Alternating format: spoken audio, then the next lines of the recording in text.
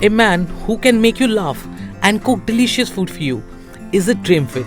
Well, we can't help your humor, but what we can do is help you brush up your cooking skills with Uncle Roger's egg fried rice. To make Uncle Roger's egg fried rice, you would need garlic, shallots, eggs, spring onion, soy sauce, MSG, red chillies, and of course cooked rice. Heat peanut oil in a pan and saute this together in pan until vapor start to rise.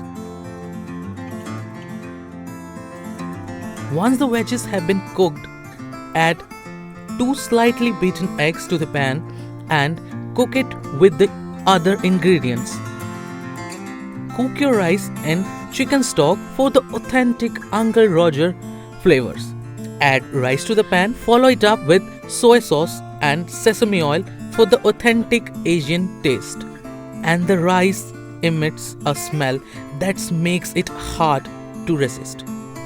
Plate the rice, and as you dig it into this delicious out on Uncle Roger's comedy special, share a joke or two in the comments below.